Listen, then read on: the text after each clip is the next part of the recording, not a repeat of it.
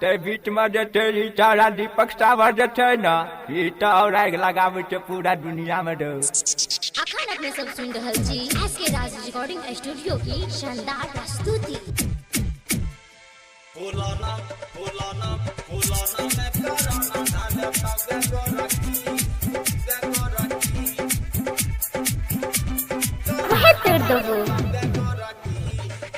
गई तो रूप लगई तो सलाना फुलाना में कराना धाले तौगे गोरखी फुलाना में कराना धाले तौगे गोरखी फुलाना में कराना धाले दे तो रूप लगई तो सलाना फुलाना में कराना फुलाना में कराना धाले तौगे मोटकी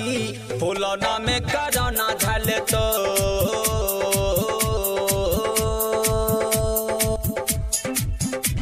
फुलाना फुलाना फुलाना में कराना धाले तौगे गोरखी बोलू बाबू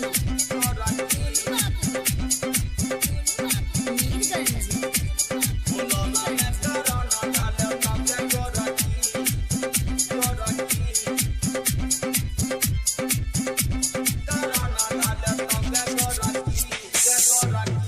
दिल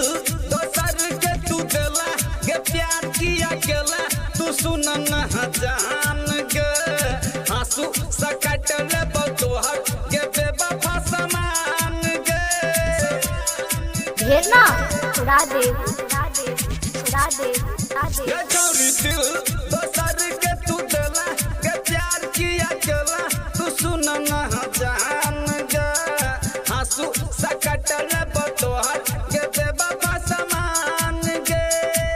ये तोरा चूल्हा में घुसा दे बोलाना फुलाना में कराना भजतौ गे गोरखी फुलाना में कराना भजतौ गे मोटकी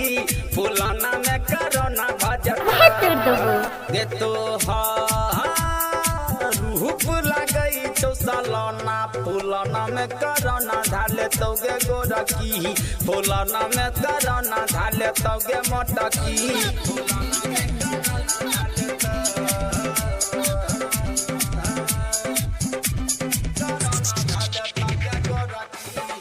दीवाना के हम छियो तोहर तू छा हमर जान के जानो सजाता चाहे छियो तोरा हम के आई लव यू ए जाने मन आई लव यू ए जाने मन दीवाना के हम छियो तोहर तू छा हमर जान के जानो सजाता चाहे छियो तोरा हम गे बुच्ची घूमै छा तू लोग कहाँ खुटाना फुलाना में कराना धले तौगे गोरखी फुलाना में कराना धले तौगे मोटकी फुलाना में कराना धले गे तो रूप लगई तो सलाना फुलाना में कराना धाले तौगे गोरखी फुलाना में कराना धाले तौगे मोटकी फुलाना में कराना धाले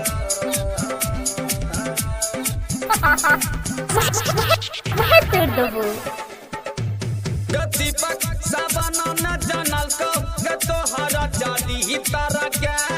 राजिंदल बिहारी प्रेम के भेजला तू जल के भीतर के तरगा बाबू रे कैसी देखबा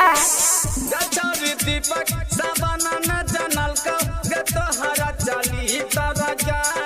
राजिंदल बिहारी प्रेम के भेजला तू जल के भीतर के सैनिटाइजर लगा कर रोजा धोना फुलाना में कराना धले तौगे मोटकी फुलाना में कराना धले तौगे गोरखी फुलाना में कराना धले तौगे फुलाना में कराना धले दे तो